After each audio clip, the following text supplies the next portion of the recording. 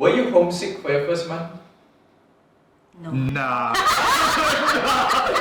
I was glad. I'm Celeste, so I studied in Australia, in specific Sydney, in University of New South Wales. I'm Arnav. I actually did my undergrads at UBC, Vancouver, Canada. My name is Bunny. I studied at the University of the Arts London.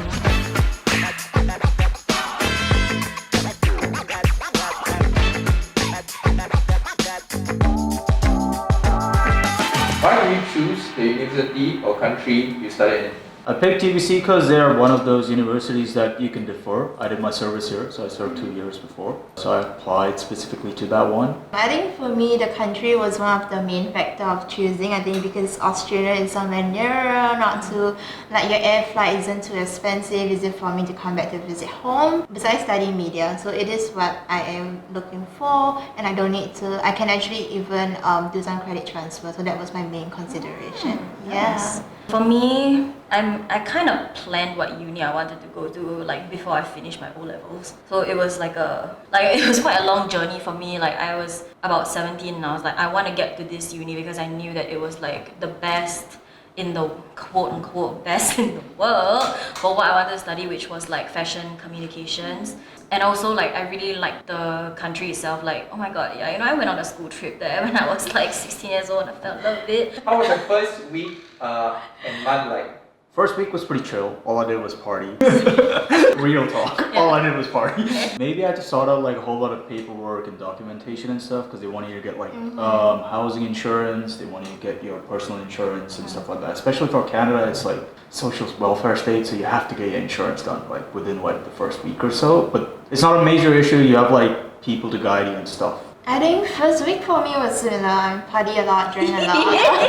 I mean that was more like the night thing, but in the day when we shifted in, I think there's a lot of like moving in, paperwork to be done, the banking stuff. But I think because for undergrads, I was on the UNSW, so we had like this camp thing in Singapore before we went over. Oh my god, that's so same. Yeah, we had that. So then, that's where we met people from other uni, including like Macquarie, UC. So when you go there, you kind of have a little community already. For me, before you start uni, like there's a whole, honestly like a whole month where, like it's just like party after party after party. Yeah. Correct. But the first week, it was mostly like settling in. Yeah. I think like the shock of going there, I was just like, oh my god, this is actually like happening. It didn't really it numbed me to a lot of other emotions. Also, my parents were there with me for like the first week or first 2 weeks, so they were helping me like with like, oh, go buy furniture lah, like buy what you need for your dorm and stuff like that. And then I feel like they were very like reluctant to like let me go. And I was just like, y'all need to get on your flight, bye guys. I think the first month or so it was like still okay because the novelty of being somewhere new, and like I think trying to fend for myself was really difficult because like in Singapore it's very common to like have helpers and stuff like that. Yeah. So for me, I was just like, oh my god, like I'm alone right now, and I was just like, am I going to die? Like I don't know how to do anything. I was just trying to figure it out. There was one time where I kind of remember like in my class I didn't have any friends yet for like at least 2 months into my course, and I was just like, It was like kind of sad because like, I missed my friends from back home. And then there was one day that I don't know why, like this only happened like once, but like it was damn dramatic. It was like a soap opera. It was like I went upstairs back to my dorm, right? And after that I was feeling like I was gonna cry like on the way home, like on the train, but I didn't know why. But it was just like suddenly this overwhelming feeling of like sadness and loneliness. Then after that I went inside my room, I closed the door, I slid down the back of the door and I started crying. And I was like I was so upset, and after that, like, I composed myself very quickly, but like, afterwards, I was like, what just happened? I was like, why did I do that? And then afterwards, I texted my friends, and we talked, and then I was like, okay, I'm fine now. Yeah. Were you homesick for your first month? No. Nah. I was glad. Enjoying the life. What do you mean? I was like, oh my god, nobody's telling me what to do or where, like what time I have to be home. I was like, It was, I mean, like, I think the first month is still like, you're like enjoying yourself, but I think the adrenaline rush. Yeah. But afterwards, you're just gonna be like, especially if you don't make friends. If you don't make friends quickly, it's very like hard. Yeah, it's very sad. At least in my experience, and like quite a lot of other people that I know who have studied overseas, it's like the first month is like the No, best that's true. time because That's true. reality hasn't set in yet. And after that, when you start going for classes, you're just like, When the deadline starts coming in, all Yeah. the tests and stuff, they just slam in at one point of time right before. It's like, oh no, now I got to study. yeah, like, oh, I'm studying overseas, but I actually have to do the studying part. Like, Oh, that's yeah. crazy. Like, what? What is the biggest challenge about moving overseas? So, but I think through agent, the good thing about it is that they had all your visas, paperwork sent Yeah. in, so you don't need to have a huge like headache about it. So they get you step by step, which is really clear. And they have this pre-departure talk that they will get you going with all the apps, what are the things you need, and even like for your alumni or even current students, they will actually come back and give us talks like this. So kind of like mentally prepare you. I think that's a good thing about agent, but I don't know about you guys. So I didn't go through an agent for UBC. I had to directly apply to university. It was pretty alright. The application process was pretty straightforward. Like the website was really easily done. The only issue that I faced was they wanted like hard copy of stuff, and I was like, bro, why? We're It's the living in- digital age. Yeah, exactly. Come on. Like, come What's on. happening? So any which ways, I still went through it. The housing was an issue because they put me on a wait list, and I was shocked because I didn't know whether I was gonna get it or not. I was literally like 2 weeks before they told me, oh yeah, you got a house, man. I was like, yes, finally.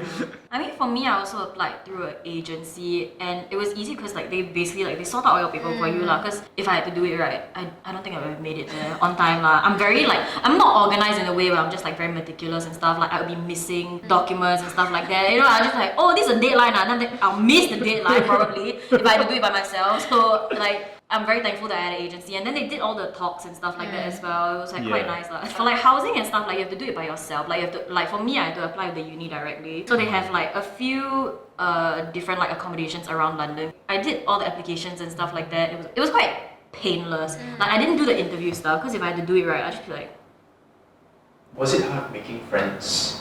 No. Nah. Not if you smoke. Pretty so easy. true. It's pretty Literally easy. so true. I don't know, man. If you don't party, you're just fucked. Yeah, it's so true. But join clubs, man. There are a whole bunch of clubs. Like, if you're a nerd, I was a nerd, man. I got into clubs, bro. So just do that. What kind of clubs do you I actually joined the Singapore Students Association there Love in that. UBC, Yes. and I became the president. Wow, let's go. I think it's the same. I joined the Singapore Association, so that's like the first step that gets you to meet everyone. Yeah. But like, I mean, if you're not open-minded, if you're not willing to go to parties or like these kind of things, it's really hard to make friends, whether it's local friends or other different country. But then if you're talking about like local community, like the Australians, the Aussies, it's a bit harder because they come in with already a society, a group. They come in from like all the way from like their first year. Yeah. They already know the people, you know. Oh, make a lot of friends in your courses, bro. Yeah. Like, you need someone to copy stuff up? Get the plug. Get the plug. You need like good group. You need mates, good or your group. project, you Find need a things study like group. this. Find a Yeah. study group or Yeah. make a Facebook group or Discord. I don't know. Social media these days. Yeah. It's very easy to copy and cheat. You can do that. It's easy. It's not hard. Don't listen to him. Please study hard. Please study hard. But But on yes, the yes, yes, download, on the download. If you're really struggling, like, I'm just not gonna lie, like, if you're really struggling with your studies, join a study group. There's social media you can join, and it's no joke. Like, people share answers. They do, yeah. I think for me it was a little bit difficult to make friends in my course. I was literally one of the old, like my course was quite small. My course was like literally 40 people, like for the entire course. And then there were less than 5 international students. And I was the only Asian one. I think I was the only Asian person in the class, like this Asian, not Just not, own it then. not this Asian. Just own it. Yeah, Just different own Asian. it. Yeah, but then it was like fucking weird. Yeah, I was like, what's going on? And like a lot of the things that we do, at least with my friend group, it was very different from them. Like they were very free and easy when they were making plans. And then for me and my friend group, like if I'm like, hey guys, do you guys want to go out? And I'll send a list. I'm like, please put your attendance down so I know who's coming. Wow. At least that's for me. Apparently, okay, yeah, apparently people don't do that. But then when I went there, they were just like, what are you doing? I was like, so that I know who's coming. Like what the and it was very, for them it was just very like, if I show up then I show up. And I was just like, that's kind of weird, but okay. Making friends with locals is like kind of hard. It's hard. Yeah, for me what I found difficult, because like even when I found like my clique in my course, right, all of them already had their own friends from like, oh, their year 6, whatever their education is. Yeah, or, like, that's real. but you know, like from basically like from their poly, like from their JC, and all they were closer to them than to me, obviously. But every time I was like, hey guys, you want to go out? They're just like, oh no, I have plans with like my other friends already. Now I'm just like, Bruh. and I was like, okay. Like obviously I'm not gonna be like, wow, you chose them over me. Obviously I'm not No, psychotic, yeah. you know what I mean? But I was still just like, oh, but yeah, nah, like it got better eventually. So yeah. What are some hard truths about studying overseas that not a lot of people know about? So the first thing was like, dog, you gotta study on your own. Like it sucks. And you're teaching yourself, bro. I didn't teach myself shit. like I was like, bro, teach me. I don't know shit. Until like I think like depends upon your course. I was like a poli-sci student, so obviously poli-sci students they all hated us. All we knew was we could write. We're not the engineering students. We're not good at math. We're not good at econ or whatever. Okay. So we're just good at writing. And then I was like, now I gotta learn how to write properly. Because, you know, like high school, no one cares. You can like write whatever and you can You still didn't get have an A. guidance from any teachers or anything? I mean, yeah, they do, but it's like, bro, it's like, go figure it out by yourself. Yeah. That's university, essentially. Yeah, like, go that's so figure true. it That is true. The hard part about studying overseas is that sometimes you have to accept that you're just gonna be like really regular. Like your life is gonna be very normal. Like I think sometimes, especially when you go to like places like London, Paris, you know, like they have this like image of like, wow, the city's so exciting, it's like so fun, so glamorous and stuff like that. But if you don't put yourself out there, your life is gonna be like really normal and boring. Then like, you know, people they go there and they're just like, yeah, this is what's gonna happen for me, and then it doesn't happen, they feel very disappointed. Oh, yeah. You know, but I'm like, you know, life can be interesting wherever you are. It's just that you have to be the one who's like making those things happen for yourself. And then sometimes when people don't understand that, it's like reality deals a very crushing blow to them. You know, it kind of like for me also I was just like, yeah man, it's gonna be great. Like everybody there is gonna be. Like I just feel like people always say like, yeah, you go overseas, Western countries, like they're so like open-minded and stuff like that. And I was like, yeah, it's true, but there's also people who are not that great. Yeah, definitely. You know, so like I guess basically what I'm trying to say is that I like having a image or a fantasy of like what your life is gonna be like is not gonna benefit you. Yeah, and you have to go in. Yeah, you have to go into studying overseas with the most realistic expectations possible. Because if not, you're just gonna realize that you're paying a fuck ton of money to study in a place that's basically the same, like really essentially the same as It's your the home country. same, It's just it's just different people, different culture. The Yeah, end. But the and- thing yeah. you're studying, it's probably the same. yeah, exactly. Yeah, I mean, like for me, I kind of realized that I could have done my course in Singapore, so I would have saved myself a ton of money, and especially for the industry that I'm in, it would have been really beneficial for me to be around the people who were studying in like LaSalle and NAFA, so that I could connect with them. No, you'll establish yourself here. Yeah, It makes exactly. sense. Because I'm back here now. That's like a bro moment, Yeah. like in hindsight. Yeah, exactly. Like when I graduated, I was just like, they're all working with their own course mates and they're working with each other, and then I'm just over there like, hello, and they're just like, who are you? And I'm just like, Best tip you can give for people studying overseas, that's all. oh, mine is buy a rice cooker.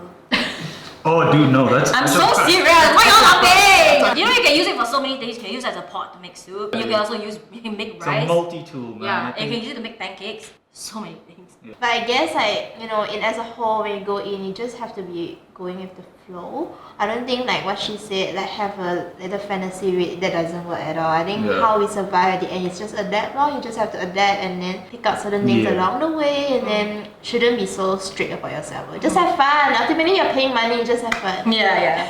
Find a study group or make a study group, man. That will get That's you. just number two, That will yeah. get you from point A to point B. If you like partying, this is your best friend as well. During the daytime, you need to study.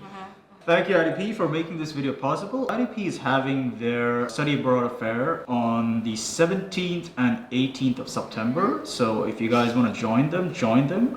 There will be like-minded students and alumni from their universities as well. So you can come over there and talk to them. Yeah. There will be loads of goodie bags with vouchers from places like Mosanko's Enchanted, and you can also get 15% off to do your hair at Maven Salon. You know, get yourself ready, looking fine. So to find out more about IDP's Study Abroad Fair, check out the link below in the description. Thank you for watching our insights on study abroad. We hope you enjoyed this video. Make sure to like, share, and subscribe. And we'll see you again next time.